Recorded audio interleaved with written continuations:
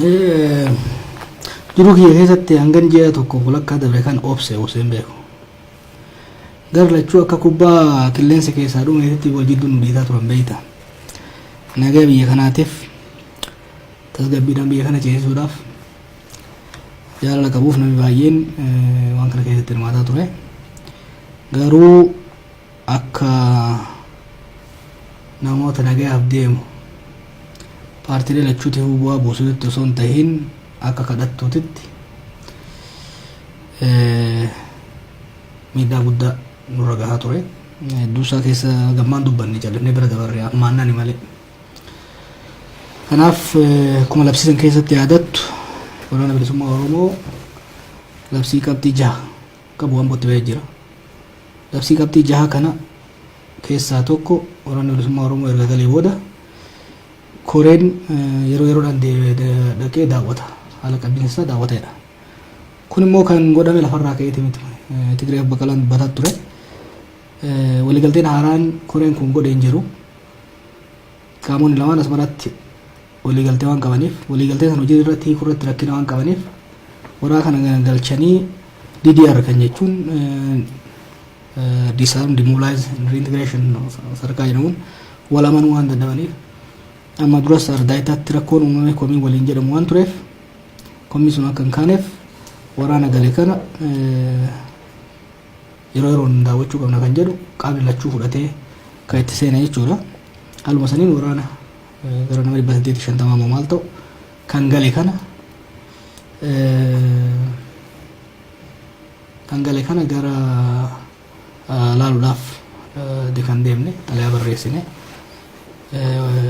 komishinii poolisii Oromiyaatiif xalayaa barreessine kan deemne sanummoo lafarraa harkifanneeti kan deemne immoo ijoollee laaluu qofa osoo hin ta'in ijoolleen kun nu amananiit hidhannoo isaanii abbootii gadaatti kennaniit kan dhufanii achittillee ibsi gahaa waan hin kennamaniif gaafilee adda addaa waan qabaataniif tasgabbeessuudhaaf isaanii fi warra isaan tajaajilu hedduu rakkoon akka hin uumamneef tasgabbeessuu barbaachisaa waan ta'eef kan deemaa turre galfanneet kan deemne. Kaleessa erga nuti asii baanee karaa seenne waliin sugulle kaleessa galgala maaliif ganamaan achi dhaquu qabna waan ta'eef lafti baay'ee waan ho'uuf ganamaan dhaquun barbaachisaa waan jedhameef kaanee gadeemnu hanga nuti karaa seennu eegamee rakkoon nageenya waan jiruuf dhaquun hin ta'uu nuun jedhan lakkii nuti karaa seenne jirra. Ilaallaa haala nageenyaatis wal qixxeessaa jenneeti kan deemne erga achi dhaqnee booda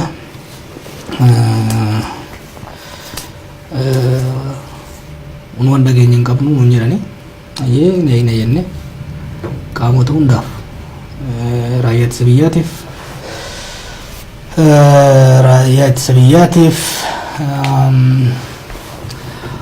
poolisiidhaaf damee tikaatiif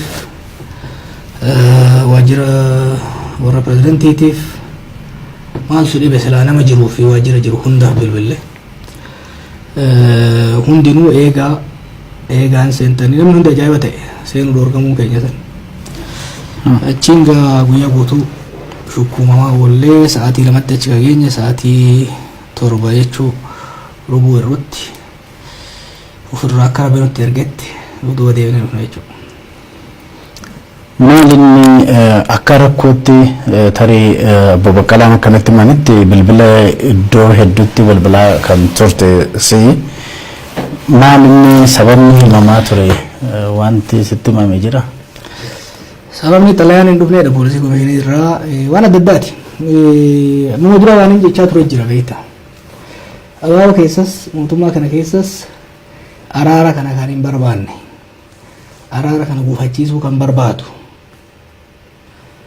fedhii murnaatiif haa ta'u dantaa dhuunfaatiif haa ta'u jibba dhuunfaatiif haa ta'u yookiin immoo ergama diinaatiin haa ta'u kan deemu akka jiru tuttuqaatiin ture. Har'a immoo sun zaahiritti bahe. Har'a nuti akka xollaay hin seenne kan nu dhoorge Alamuu Simeeti. Itti gaafatamaa waajjira ODP. Biiroon bilbille hundinuu isumatti nu akeekan jechuudha.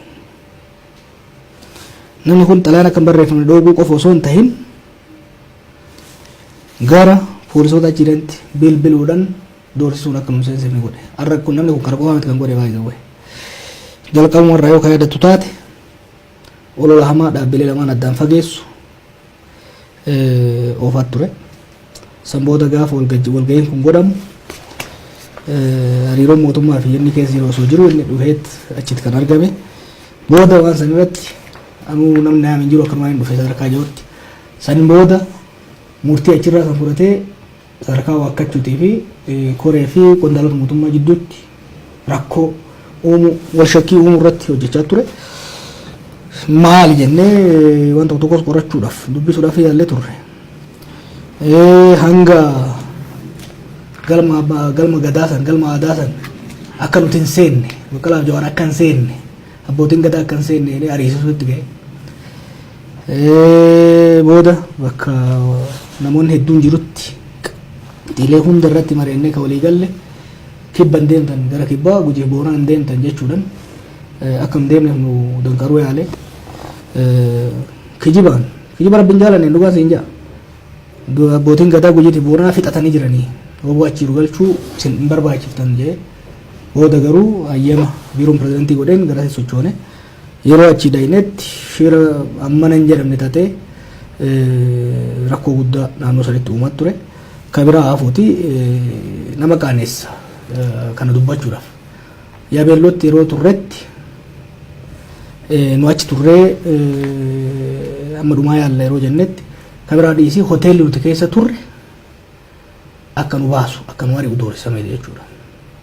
Kanaaf namni baay'een waraanni kibbaamaa hin galle kan jedhu warri abaa'oo walichi deengeefaa shoora guddaa haa qabaatan malee shoora guddaa kan taphate Alamuu Simeeti.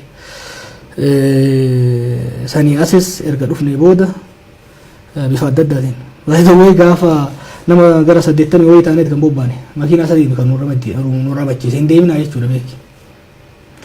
Har'as kallattiidhaan keessatti seenuudhaan waan kana godhaa kan ture. Gaafadheen jira qaamota hedduun gaafadhee shakkii tokko malee uummata Oromootitti kan inni ijoollee har'a kan agarre kan godhe amma duras waan baay'ee hojjetaa ture. Maaliif kana godha dantaa dhuunfate moo dantaa dhaabate moo erga madiinaatti ka jiru waan shakkisiisu keessa kasi galchuu hojjetaa ture jechuudha. Fakkeenyaaf yoo yaadatte gaafa nuti bobbaarra kaanetti oduu takka miidiyaan akka dabartu dirqisiisee dabarsee ture.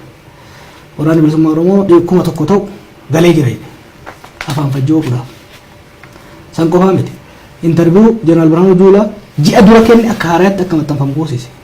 Rakkoo guddaan irratti uume diyaalixa irratti.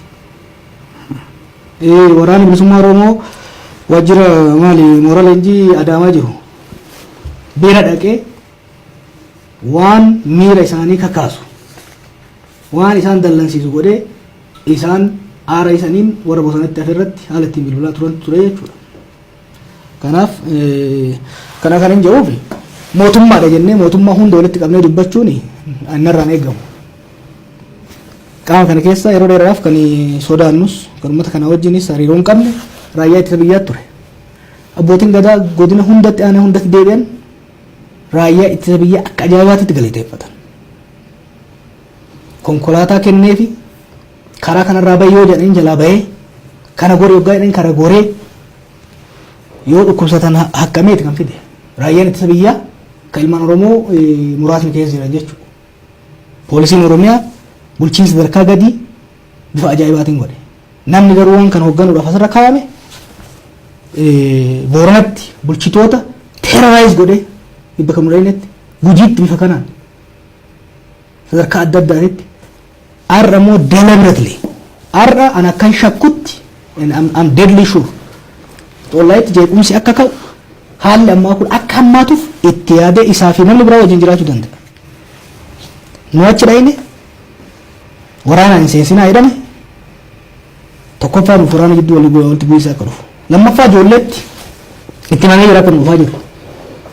Ijoolleen sun akka waan eeganiif nu hafuun dallansuu guddaa uume. Yaanni ture karoorri ture akkanatti fakkaatutti xollaa keessatti jeequmsi akka uumamuuf itti yaadame jiratu fakkaata. Kanaaf kanaani mootummaatti qaama mootummaa adda addaa rakkoo gurguddaa tokko qabaachuu danda'a. Garuu kan warra abaa'us akkuma jirutti faayila addaati haa taatu garuu arra kan xollaa itti nuti taphate asii Boorana geenyee Boorana itti kijibee beektaa lammaffaatti fixanii jiranii jedhee waraanni tokko Boorana irraan dhufne warri Gujii isin hin barbaadu abbootiin gadaadha abbaan gadaa Gujii waggaa bira dhaynu maanarraa turtanii nu jedhe shiruma isaantu itti fufee arra sadarkaa xollaa irra ga'e garuu nutis obsaan qondaalonni hedduun nu gargaaranii warri makalaakaa jirus baay'ee nu obsanii warri poolisii achi jirus nu gargaaranii ijoollees tasgabbeessinee dura kun uumameen keessaa dhiyeenye jechuudha. Amma gaa kun otoo dhaqxanii waraana bilisummaa Oromoo kan xollaa'ee jiru sanatu hin argin galuun keessan kuni gara fuulduraatti warra hafan galchuu irratti dhiibbaa akkamii qaba? Dhiibbaas bu'aas ni qabaata. Dhiibbaani waraanni kun hin booji'amne. Waraanni kun harkaan kennine. Waraanni kun waamicha sabaatii fi waamicha abbootii gadaa fudhateet hidhannoo isaa guutuun kenneet nu amaneet kan dhufe. Nummoo mootummaa kana amanneeti kan ofitti fudhanne. Hunda caalaa immoo ani ijoollee mootummaa keessa jiran kana waan hin beekuuf waan hin amanuuf koree san keessatti dhiisaa kan mootummaan fudhataa jechaa ture jechuudha. Mootummaan xollaa seenuun nu dorga ayina bartoota kana dhiisiitii wantoota gurguddoo kana ciccibaatu mootummaan rakkoo hin qabu. Mootummaan amansiifne ijoollee keenya nan beeka ijoollee kana jedhee kan deemaa ture jechuudha. Waraanni nu amanee gale nummoo mootummaa kana amanneeti kan galchine jechuudha. Mootummaan kun ijoollee nuti meeshaa wajjin fidne itti kennine galchoo kan dorgu taate kanaaf irratti dhiibbaa qabaata inni qabaata. Furmaata illee lafa kaa'ee jira. Kaansariin eessa akka jiru agarree jira jechuudha. Pazil nuti ta'a ture. Wanti kaleessa mootummaa wajjin walii galle bor haqamee argama. Bakka Gidaamirraa kaasee ijoolleen ture. Gidaamirraa kaasee hamma asii sanqalleetitti koshoroon dhufan. Nyaata dhoorgisiisee. Ijoolleen kun beelofte nyaanni sanqalleetti haa qophaa'u jennee qophaa'u nuun jedhan. Nama 600 wayii kan dhufe yeroo guyyaa tokkotti. Gooran malee nyaanni hundata lakki miti sangaafina lakki rakkoo hin jiru. Hoodha kan garuu nama 150 tonni godhe. Kanallee hedduu jira. Maaluma mootummaan kun maal ta'ee maaluma ta'anii jechaa turre. Namni hundi murumsa. Ofirraa baheen dubbatu. Nama isa duuba jiru kabiraan beeku garuu kallattiidhaan waan kana kaanii fashaleessuudhaaf irratti hojjete Alamuu Simeeti. Yoo ani kana kijibe akka inni waan kana fashaleessuudhaaf halkanii guyyaa hojjetaa ture ani waan kana kijibe kantiibaaleen magaalaalee Oromiyaa walgahii irratti inni maal akka jedhe ragaan itti ba'an. Leenjifamtoonni qondaalota Wallagga Afraniitii irraa fi Gujii irraa dhufan kan Adaamaa jiran maal jechaani akka ture ragaa ba'an. Leenjifamtoonni woboo Eertiraa dhufe walitti qabee maal akka inni isaan godhe ragaa ba'an. Namni kun halkanii guyyaa waan kana fashalsuudhaaf kan deemu. Kana jechuun furmaataa jechuudha. Rakkoon bakki rakkoo eessa? Ani kanaafini mootummaa hunda jechuu kan inni barbaadin. Abaa'oo keessallee abaa'oo hunda miti. Jira abaa'oo keessas kan kana godhu. Mootummaa keessatti garuu sadarkaa itti gaafatamummaa irratti maal jechuudha? Intelijensiidhaaf bilbilte ayyaan makalaakaa tole jedhee hundi tole jedhee bakkuma takka qofatti kolfi maal godhan beektaa? Innaawaa arraba innaawaa shiraa fi stupiditiidha. Sa'a lamatti achi dhayne eegaa nun jedhanii namni dhufuu eegale akka nu jiru dhayee sanboota rakkoon akka achitti akka nu uumne kaanee deemne magaalaa galuu keenya waggaa mirkanaa'u sabbataas dabarree furii na fakkaate sabbataas dabarree waggaa seenu amma isin fayyaa weeraa dhaqaa seenuu dandeessan nun jedhan. Kuni dhugatti waan nama qaanessuudha. Akka qondaala mootummaa tokkottis akka ilma Oromoo tokkottis even akkuma namaatitti illee araara kan yoo kan hin barbaanne taate araarri kun faayidaa buuse moo hin buufne hojiin nu hojjenne kun hojii bu'aa buuse moo hin buufne uummanni Oromoo laaluu danda'u qaba. Uummata Oromootiif dhiisi Oromiyaaf dhiisi. Paartii ODP inni hoogganu bu'aa buuse moo hin buufne.